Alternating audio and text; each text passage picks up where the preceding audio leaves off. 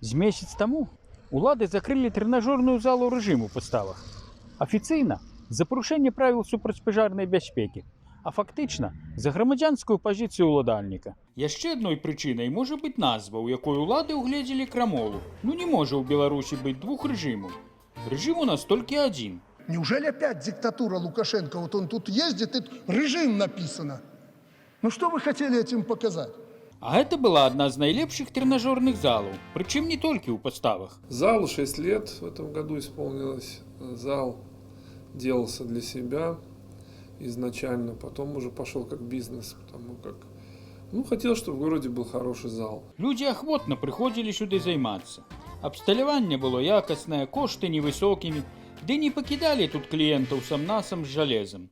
И, естественно, мы людям здесь помогаем. То есть поделиться опытом, научить чему-то, передать какие-то знания. То человек не будет сам себе предоставлен и ходить тут, слоняться по залу, не зная, что делать. Он всегда может обратиться и получить помощь. Аднак пасля так званых выбараў улады залу зачынілі праз грамадзянскую пазіцыю гаспадара, якую не пабаяўся выказаць публічна. Для гэтага пастаўскай пажарнай службы падалося замала. Прыехала абласная, сам намеснік начальника. Виталий Пахомченко закрыл зал. Естественно, человек молодец, он выражал свое мнение. Им просто не нравится мнение, которое расходится с их мнением. Пажарны начальнік угледзеў страшныя парушэнні. На стэндзе не было тэлефону пажарнай службы, а на дзвярах не ставала белага прастакутніка. Гаспадар это адразу выправіў, але не дапамагло. Залу закрылі. Віталь часова выехаў з краіны. А может, трэба з'ехаць каму іншаму? Если вам здесь мы не нравимся, может вам просто покинуть эту планету, покинуть это государство, просто уехать вам? Ведь нас 97%, а вас всего лишь 3%. У зале займалася моладзь. Віталь збіраўся хуткім часам адкрыць яшчэ большую залу. Самое главное, что молодежь занимается спортом. Они по подворотням пиво пьет, это алкоголь всякий там, и так далее, гадость, короче, всякая.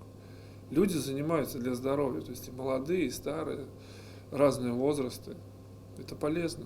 Але падобна здаровыя людзі дзяржаве не патрэбныя. Яшчэ думаць пачнуць, ды збіраюцца тут больш за 2. Непарадак.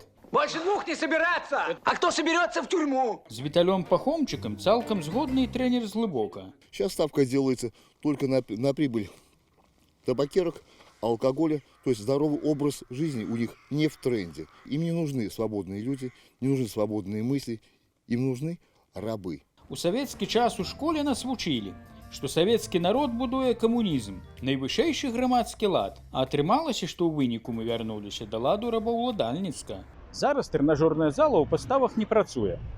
Можа, сапраўды крамола ў назве, бо яе можна інтэрпрэтаваць як яшчэ адзін жым. І гэта жыму баіцца рэжым. Зміцер Лупач, Белсат.